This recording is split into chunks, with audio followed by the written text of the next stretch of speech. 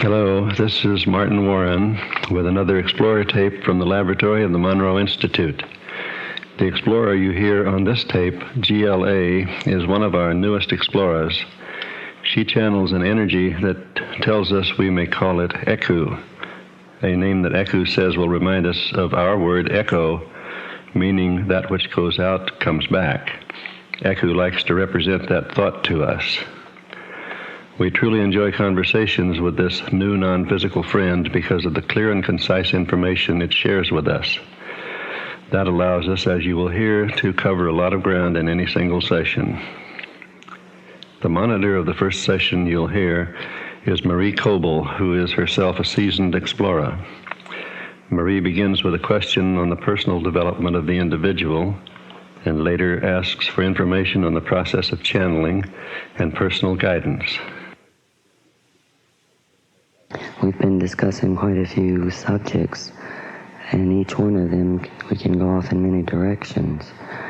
I tend to think the one dealing with the personal development of the individual seems most important. Do you agree with that? Yes, that is always most important for each individual. Thank you. As we get on the road to clearing ourselves and expanding our consciousness, we're faced with many new problems. One of the problems is trying to differentiate between that which is a normal phenomena and that which is called magic. Could you explain this, please? It is all really magic. All of it. That you consider normal is only that portion that you have been trained to pay attention to. There is much that goes on that you do not recognize and are not aware of. These then become magical. They become miracle because you do not know them well. However, if you simply become aware of even one more voice within your system, then this will no longer become magical or a miracle, and you will see it as something that is normal. Of course, what happens at the beginning is that there is much doubt. Doubt is the one thing that can prevent each individual from going further and hearing more and more. Doubt is something that is used from your normal or from your everyday kind of awareness in order to not pay attention to other things than those that you have been trained to understand. Doubt is a defensive mechanism to keep order. Doubt can be trained to stay away and to allow these new voices, this new information to come forth. Thank you very much. That is clear. I would like your ideas on the attitudes on the earth. So far now we have met you, we are experiencing conversation with you, and to admit that there are energies such as you on the earth plane automatically brings into focus the possibility of entities or energies entering in that would not be pleasant. Could you differentiate or explain to us what the so-called earthbound energies and possession Would you talk about this, please? Certainly. The so-called possession attitude, the person who seemingly has taken in another entity, is someone who has disallowed, who has abandoned a portion of himself to another energy state. Perhaps it is, for instance, someone who has learned that certain thoughts, certain kinds of feelings are not acceptable and must be turned away from. These thoughts and feelings become an entity and are abandoned by the individual. At some point, the abandoned portions will constantly attempt to reunite with the portion that they see as their leader. And when this happens, the person then experiences picking up or harboring something that is foreign. However, this is not foreign, but simply that which has been previously abandoned. This is one such example, and is the type of thing that happens most frequently. There are those also that hear voices, and these voices may tell them that they must kill themselves, for instance. Again, this is a portion of the personality that is denied union with the whole. And because this tends to be very often those responses and thoughts that are filled with anger, these then come back and want to be reunited, and so will tell the entity to kill themselves. This is the major portion of what is called possession. Thank you. If then an individual finds oneself thinking detrimental thoughts, then they should look for this within themselves rather than think that they are being possessed by, quote, an outside entity. Yes, within your plane there is a duality. This is part of the physical experience, so that as long as there is good on the one hand, there is anger and bad on the other. This also includes fears and repressions and all that is considered to be negative. These thoughts, these feelings flow through one just as the good feelings flow. These should simply be allowed to flow. To stop them at any point, to say, go away, I do not want you, to abandon them is to create a pocket of these negative feelings that will build up and create perhaps an individual's own private little monster. Do I understand correctly then that in this duality we're subject to energies such as yourself and such as thought forms by man, and if that is true, then there's influences. Could you elaborate on that, and also bring in how we as personalities on the earth plane influence others, physical entities, and have them influence us? Energy is always in movement, and as such, The influence that you begin or that another begins continues throughout the universe once the movement has begun.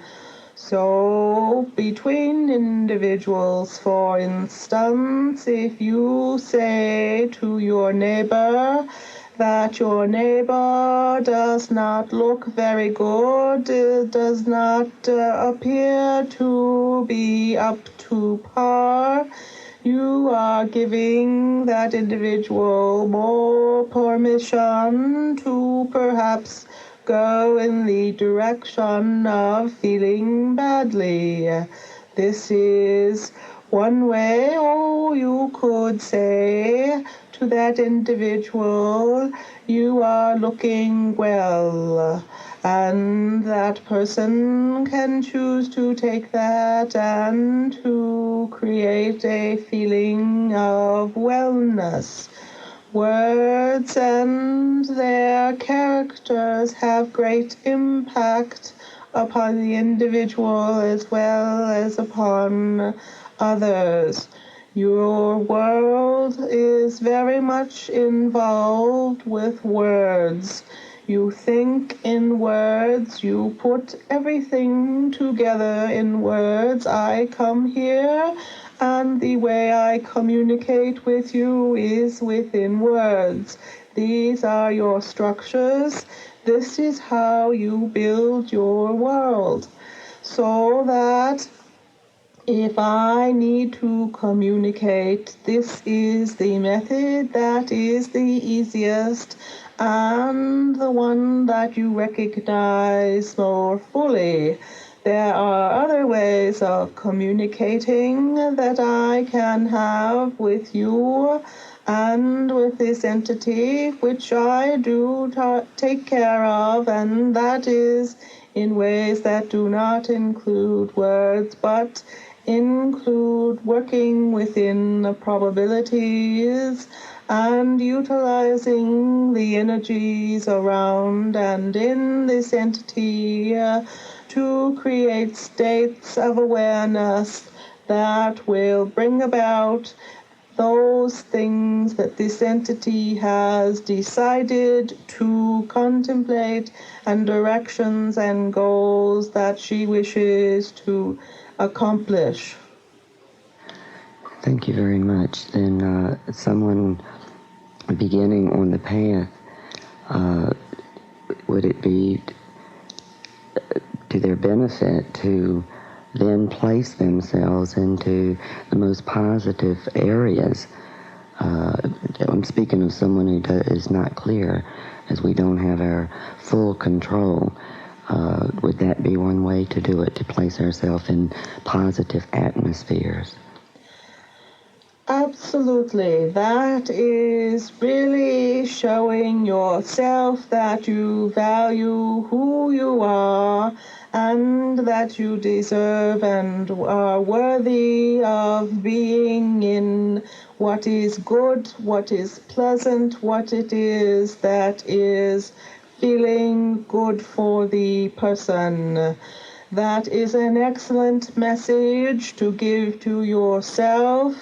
It is an excellent remedy when you are feeling badly, when you think that perhaps you're not doing as well as you would like, when you bring in those doubts and begin to beat yourselves with those kinds of words, to say, well, I am worthy, and to take yourself off into an environment that tells you that you are good. That is one way if you are not able to control those thoughts and to build and change your internal environment. I would like to ask your opinion on methods that have been derived here on the earth planes about, for shortcuts. I think that's the word for it. What is your attitude towards subliminal patterns being placed into an individual when they are in the state called sleep, or when that which we know as consciousness is not there. Such tapes, such ways of reaching the individual can be quite helpful, except there is a big problem with this, and that is the subliminal message also, that the individual does not have the power to handle this on a conscious basis. This can be very undermining as well, and can produce quite the opposite effect depending upon the individual, of course. Yes, thank you. I would like to also ask you, as we're on the road to development, and when we are fortunate enough to have our guidance speak to us, such as you are, we're curious. There seems to be two distinct methods of this occurring. In that, in some instances, the explorer is somewhere but is aware of the information in a conscious way. And in other cases, the individual explorers are not aware and have absolutely no memory of the words. Could you explain this to us? This is a choice that the individual makes. It does not depend upon the non-physical entity at all. The physical entity might feel that to stay away, to not hear, to not participate in a conscious way, means that what happens, the transmission, for instance, has more validity than when the individual stays around to hear and to take in consciously what is happening. It is simply a way for the person to be more accepting of what is occurring, so that if they indeed are not there, then what is happening is perhaps more real for them, because they can separate the non-physical entity from themselves. But I would like to ask one question on that. When a channel has no conscious memory of it, and the guidance has given much information, is this a type of subliminal information being given to the channel? This can be perceived in that fashion because the entity who remains as the channel certainly benefits on a non-conscious way with the transmission. You can see this as subliminal. The individual then has a particular view of their own power and the power and ability of their consciousness. So this may be perceived in this way. Thank you. I would like to ask your advice on, let's say, a channel who has no conscious memory. And then becomes fearful of what is taking place. What do you have any idea as to what would be the cause of them desiring to do it, having no memory of it, and then having a fear of it? The reason for the fear would be that what is happening is somehow foreign, that it is an invasion and is not part of the individual. All entities do have non-physical persons and help from the non-physical realm, and this is quite natural. However, an individual who prefers not to have a memory sees themselves as closed and not open at all to what is non-physical. This person would then, when beginning to channel, when beginning to receive information, it would be a foreign source, something from outside, and therefore something that could harm that person. Then fear takes place, and then the body itself would take this on, and problems would automatically ensue. Do you have any suggestions as to what an individual in this position, what steps that they could take to work this problem out?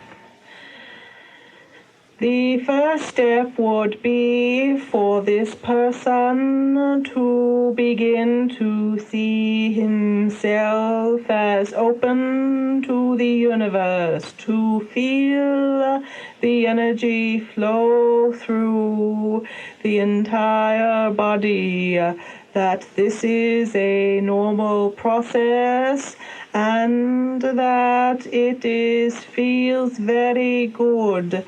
Once this begins, and once the person becomes more aware of energy flowing through, not only when this person concentrates on this, but also in other times, then the foreign aspect will not be quite so strong, and the individual will be able to visualize and to create the ability for this non-physical experience to come in and flow through, just as the energy does.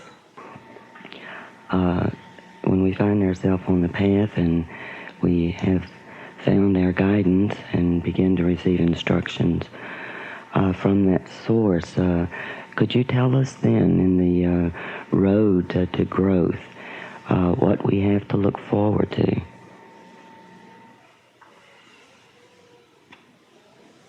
Yes, indeed, there is much to look forward to. The ability to take on your world more and more, to create on a conscious level those attitudes, those physical kinds of realities. This is what you can look forward to be more of a co-creator, to be much more aware of what it is that you desire to have before you. This, for each individual, is of course quite different. However, the abilities are all latent and are now becoming more excited by the developments of the joining of physical and non-physical energies. Thank you very much. That would denote a change then within the physical, mental, and all the quote bodies of the individual. Yes, indeed, this would be felt on all planes, on the physical, the mental, the emotional, the psychological. On all levels, you would then be working in a very conscious way to develop those attitudes, those physical realities and those psychological states that you so desire. Do you guide your subject? I know you're with her constantly. In certain manners, you give guidance. Now that you're able to communicate in this sense, do you have any special words or intents that you would like to give to your channel at this time? I would like to put into words that indeed her desire and intent to be conscious about creating her reality is coming, and that there are going to be some demonstrations very shortly that she is in the process of working on and planning within her dream state, that I wish to make known to her that there are some exciting and wonderful things that she is working on and will soon make their appearance in physical reality. Thank you. I know she's certainly glad to hear that. In our, again, search for guidance, we know we're all on different rings of the ladder moving up. What should our goal be when we're in the middle and we look at our other brothers and sisters on both sides of us? What should our attitude and intentions be? Those that appear to be a bit more developed than you, and you see them and desire to be similar to them, do not say to yourself, "Oh, I'm not there, dear me." Instead, say, "Yes, yes, that is for me. I too am going to do this." For those that are on a level that is perhaps not as developed as you, you say to them, "Yes, you shall too develop. You will. It is inevitable, and I encourage you to continue your wonderful work." Thank you very much. Is it possible for us to visualize a world where every individual is, quote, a channel? This will someday be quite the ordinary, that each individual will be quite aware and in constant communication with their non-physical reality as well as with the physical. This will simply be taught and will be accepted as part of everyday life. This tends to be the direction on which the evolutionary process is now taking and beginning its leap. Thank you. That really sounds encouraging. Could you give us some visual images on what it would be like to be in a world where everyone was in touch with their guidance and with the unseen world? This will be very different from what you experience, because communication will be on levels other than only in words. You will be communicating with each other on a basis that has something to do with what you now call non-verbal communication, will be more direct and will be the kind of communication that groups of people will come together who have similar intents and will work on projects together. This does not mean that they will be together perhaps in space, but will work together in a non-physical realm. However, be quite aware of this on a physical level to produce new technologies in curing disease, in curing and helping the planet regain its healthy state. These will be the most powerful ways. Also, the development of new sources of energy through minerals and the understanding of sound waves will be an important and everyday part of existence. It will be quite different from the way that you now experience yourself as being totally distinct and separate.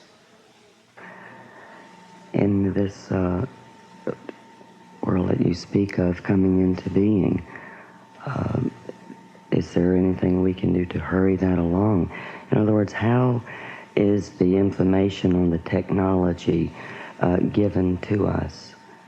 How do we go about tapping into that and getting it started and getting it here now? It is all in the process at this time.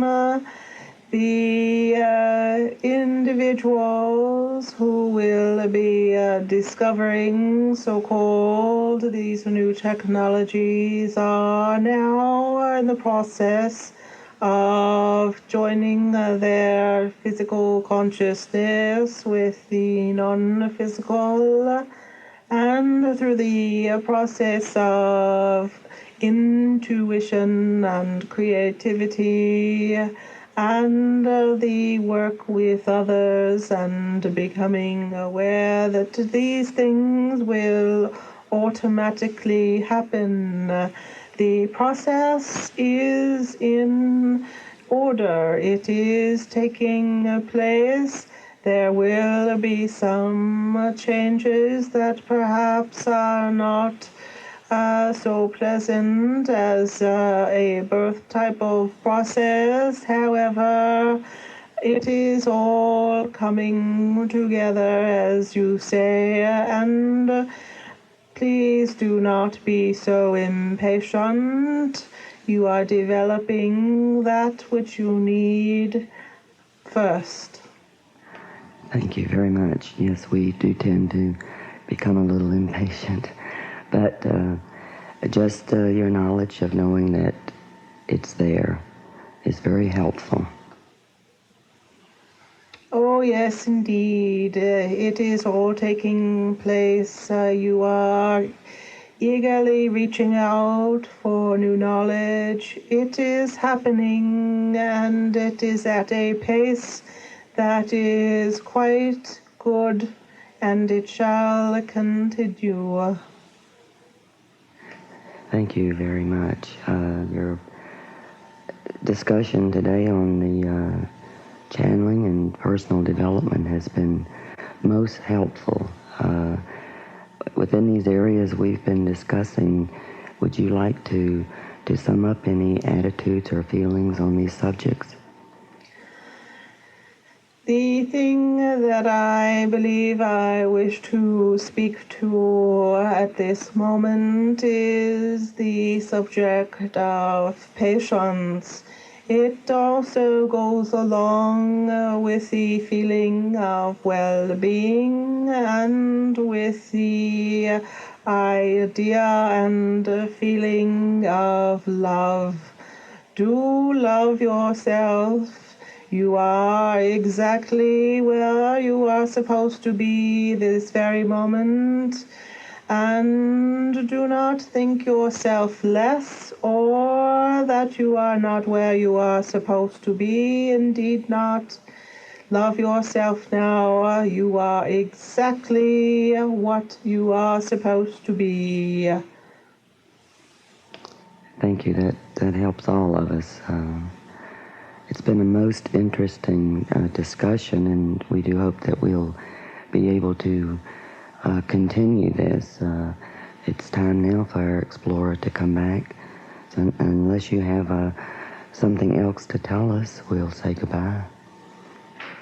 I look forward to our next conversation, and until then, goodbye. Thank you and goodbye.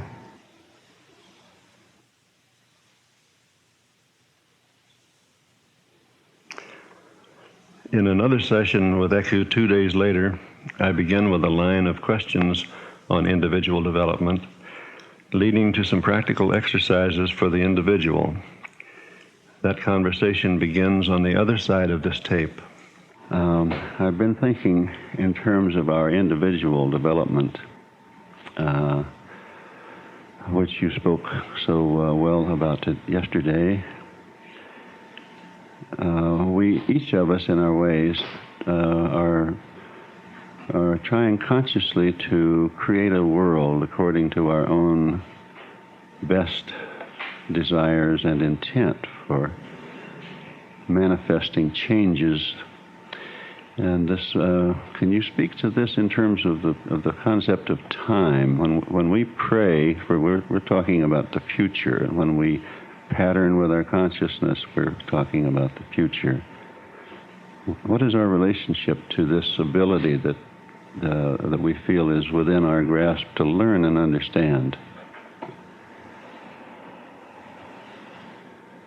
The future is available in this very moment. It is always so. So is the past always available in this moment. We all practice our lives as a spout, as a fountain out of the moment, and it goes out into what is experienced here as a time flow out into the future. Are there certain forms of this that are more effective or more suitable to our present intellectual and mental state? This is always the case. The individual with the intent and desire, whether clear or not, creates the moment as well as the direction for the future from this moment now.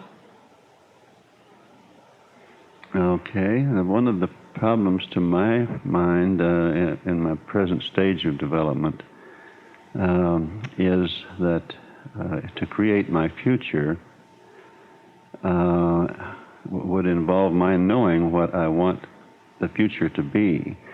It seems like it would be that, and I don't know really what I want it to be. I don't think I understand enough of the big picture to put forms on tomorrow. But I want tomorrow to be something, right? I have this desire to shape tomorrow for healing and happiness of myself and everybody else. how can we best put that sort of thing into our daily lives as we walk around in practical affairs and things like that? The most effective way of bringing those things you most desire is to hold them within your mind and to charge them with feeling.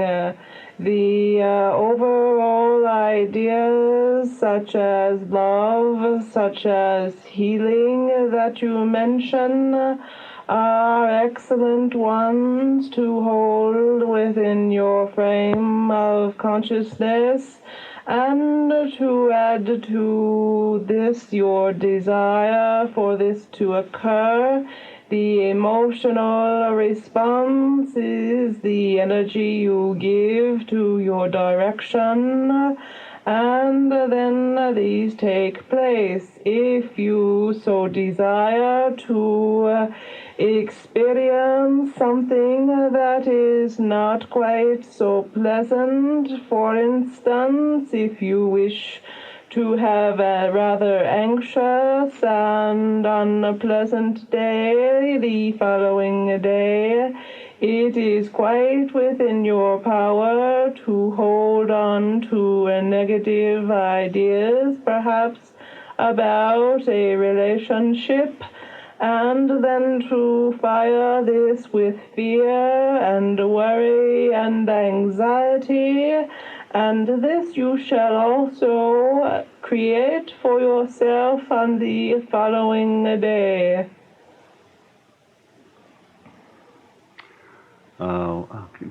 From where you see us in your understanding, can you talk about the causes or the reasons why it is so hard for many individuals to release all of their fears and doubts so that when they are practicing accepting what you've said and believing it as I do, and if I want to help another understand and believe it, is there any way we can help remove the doubts from those who seek to understand as you do and as you're teaching us to do?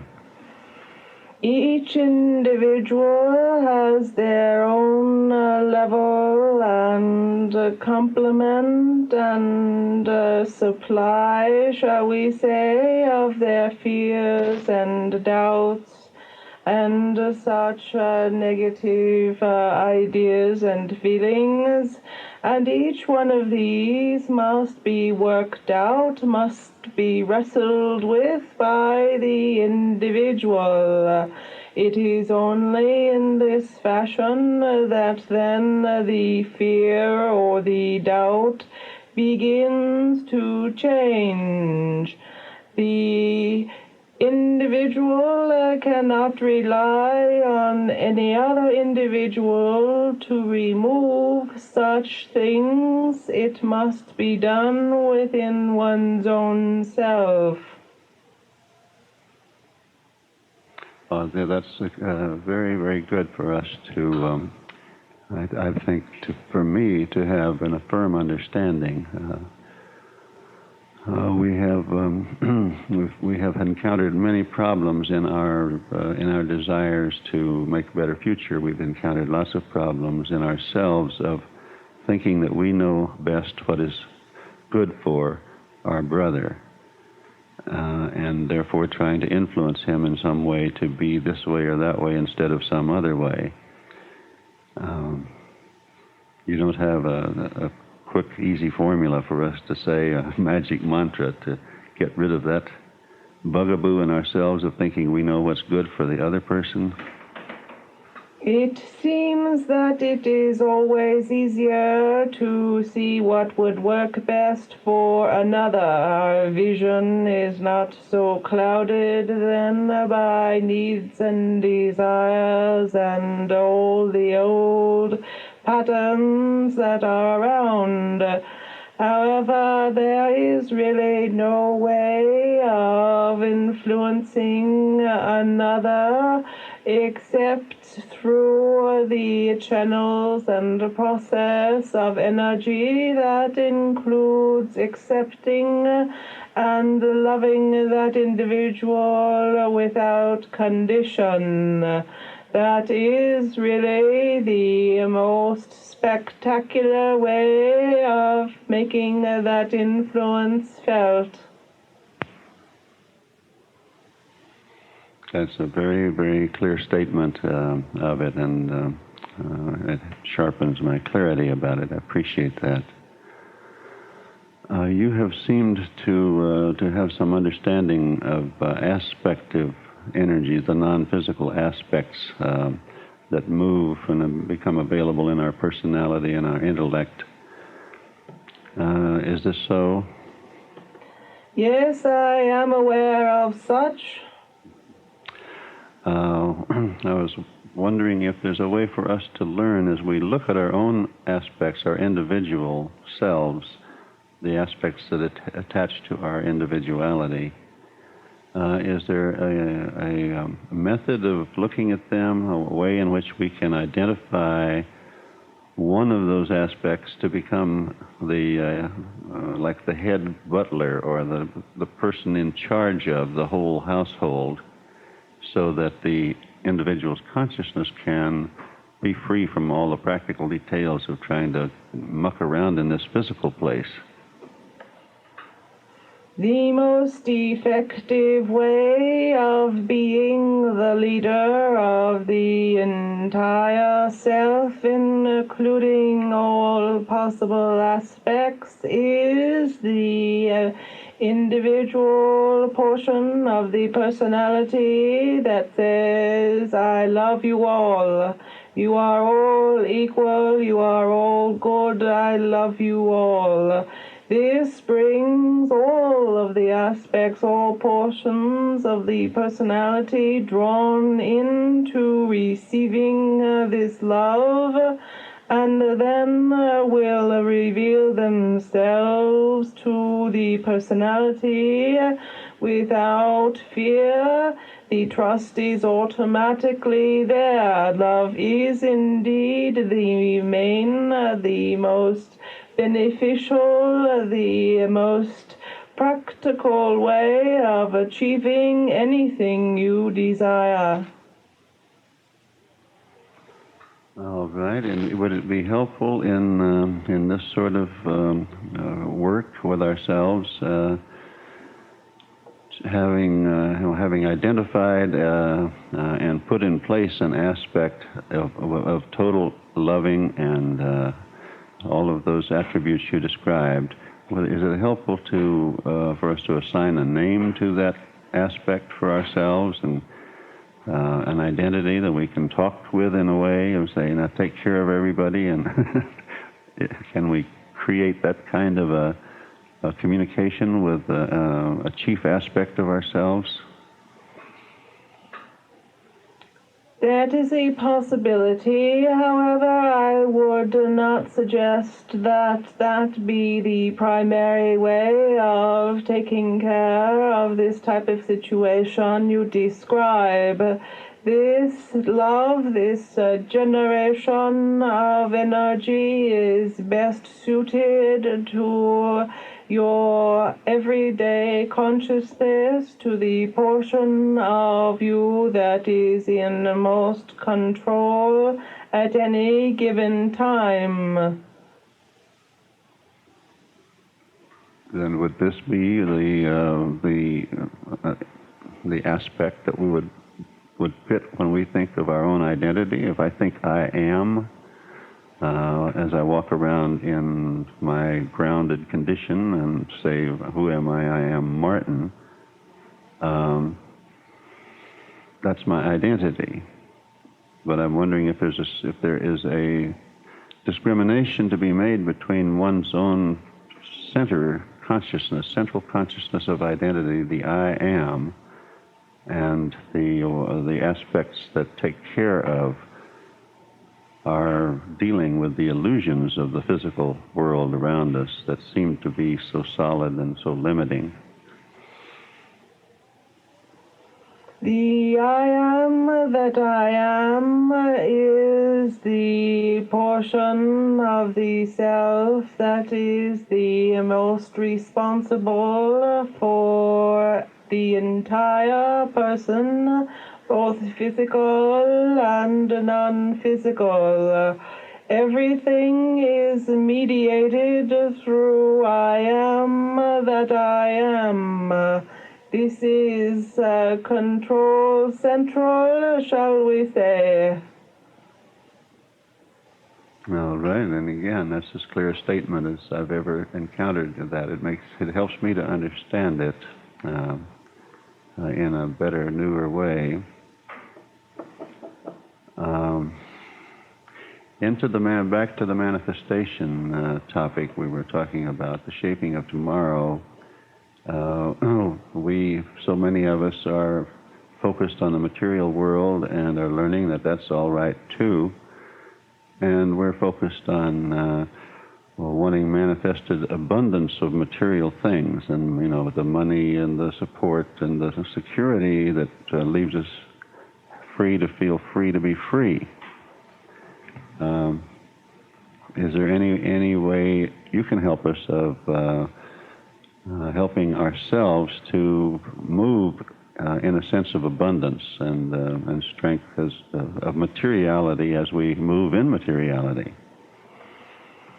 Indeed, there has been for a very long time a perception that there is a limited amount of what is physical, just as there is a perception that there is a limited amount of what is spiritual or limited amount of energy. However, this is not the case at all. There is no limits here. It is only an expansion and a perception. The idea, the desire to have unlimited or abundance is quite acceptable. It is very well to hold that idea for all involved, that there is plenty around for everyone, that everyone can indeed live in abundance, for that is truly the case. Oh, this kind of news and information is so welcome to all of us. And it seems so easy for you to see, and we all want so much to see it as easily for ourselves in just our everyday lives.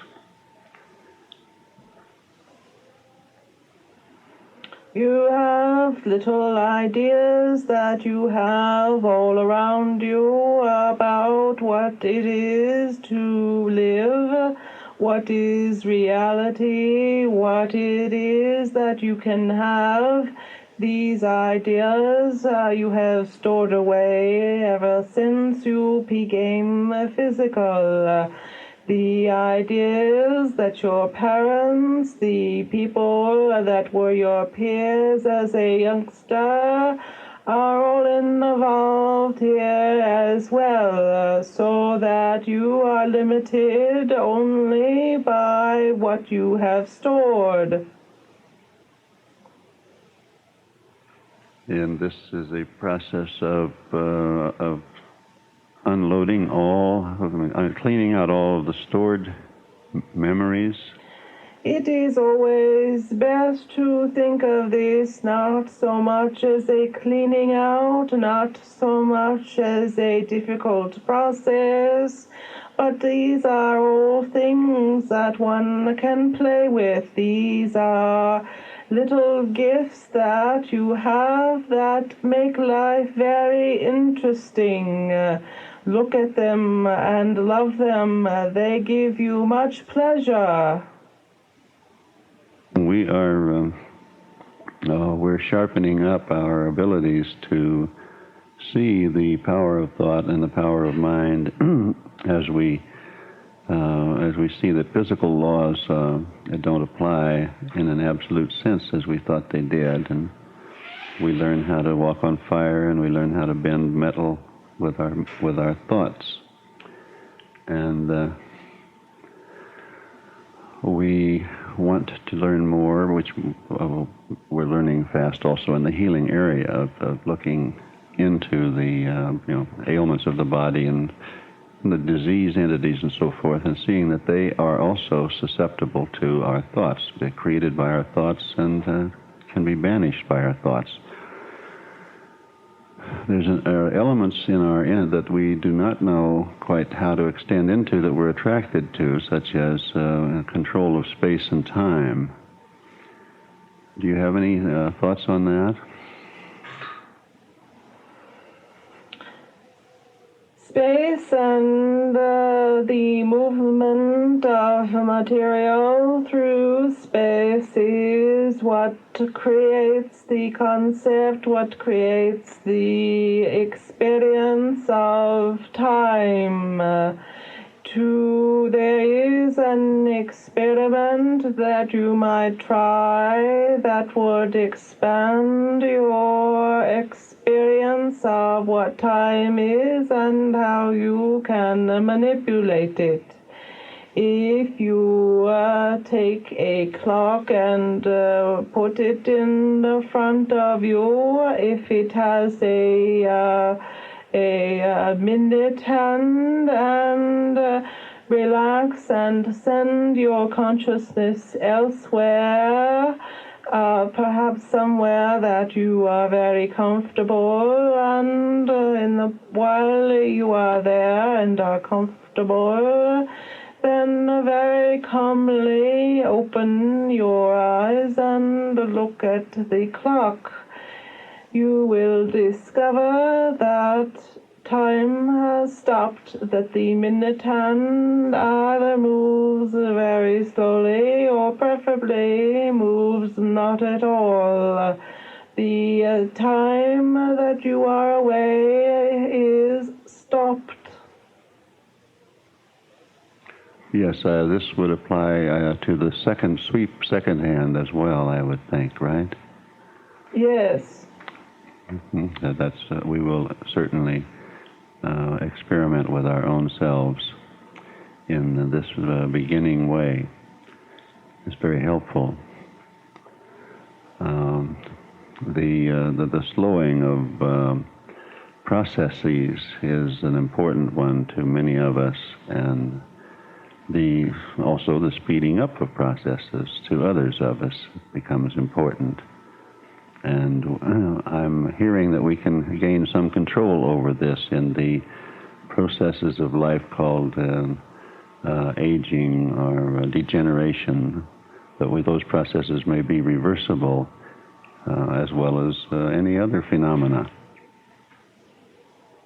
Yes, indeed, they are. This is truly a challenge you have marked out for yourself. The cells within one's body hold on to memories. They remember what you believe aging is all about. If it is in a particular manner, they will follow your instructions, and at various points in your body will have stored such appropriate memories to discharge certain substances at the appropriate time and to stop others. This is a process you have been involved with since you began your physical journey. Yes, I understand, so that we should have no doubt that we understand and no doubt that we know, because we've already demonstrated that we're doing what you described, that we're in control of these processes, consciously or unconsciously, all the time. Yes, this is the case. Now, if you wish to change this, then you must seek out an idea that you hold and have held since you have been a child, for instance, about what aging is. And if you become acquainted or reacquainted with this idea, you will find that you have stored it in a particular place within your body. And if you find it there, you may coax it out. You may coax your cells to release it, that it is no longer necessary, that they have done their duty, and it is time to change their job. Is there any clue that we would have, a recognition factor of how we would locate the specific area of the body? Maybe a different area for each individual, or is it the same? It would be different for each person. One technique to handle this would be to sit very comfortably and to put yourself into a trance state and to begin to ask yourself a specific question about a physical symptom or an idea that you wish to follow, and ask that idea, where that idea is in your body, that it signal you, that it itch or in some fashion let you know. Then you can begin working, releasing that portion through a massage is a very good technique. This can be self-massage, I would assume, as well as others if you can't reach the area yourself. Yes, it is. For some people, they would be better off again with someone else doing the massage. Or it is quite possible for you, especially in an altered state of trance state, perhaps, to make this release yourself. Thank you. That's you always offer options that are feasible, and we bless you for that. I wondered if you could comment a little bit about the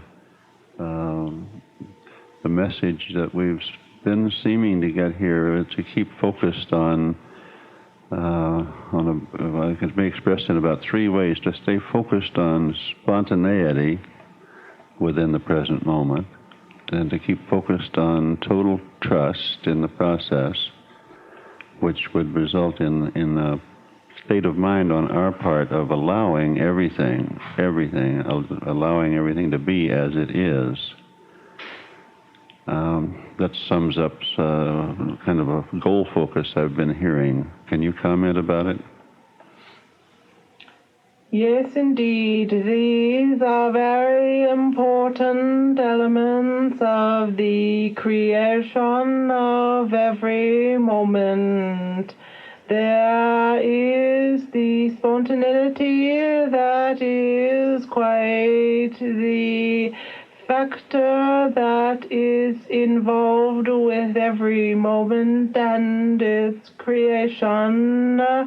Things are not planned, they occur according to all those involved at the moment of creation, and and trust is an essential portion of living and of experiencing the feeling, the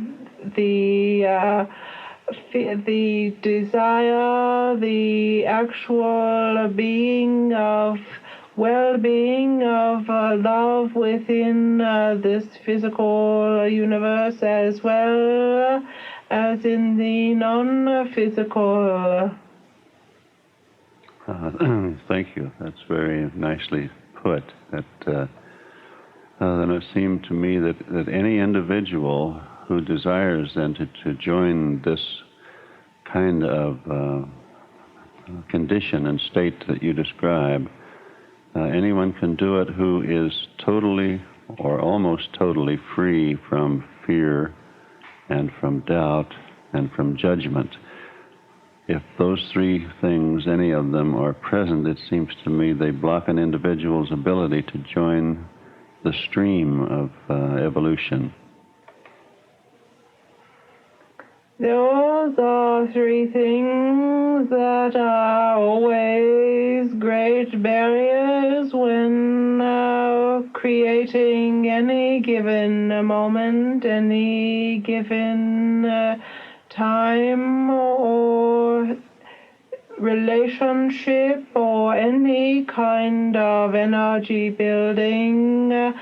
The judgment is quite detrimental to bringing about anything more than what is currently acceptable.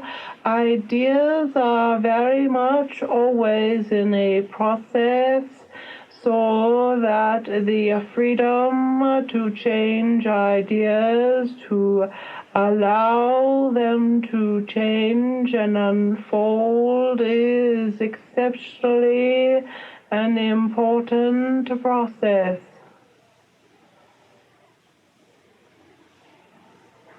Well, again, I thank you for your answers. They are heartening and affirming. We don't wish to bring this to an end, but we have a back-to-back appointment with another explorer, and our time span is running low. Do you have a comment to leave us with between now and the next time we join with you in our time frame? I have enjoyed tremendously the conversations, the questions, and my answers here. This has been a very rewarding dialogue. I wish to thank both of you for your delightful questions and for helping us develop here. I look forward to when we may do this again. Yes, it's a marvelous transaction. If you enjoy it, it makes it perfect. We look forward as well. And we'll see you soon, talk with you again. Indeed, it will be like the blinking of an eye. Goodbye. Goodbye. So there you have it, another small segment of the vast amount of information presented to the Institute through the laboratory in a variety of different forms. Please realize that the Institute takes no official stance regarding the validity of the metaphysical or philosophical content of any Explorer material. Our intent is to share this information with you and allow you to decide for yourself.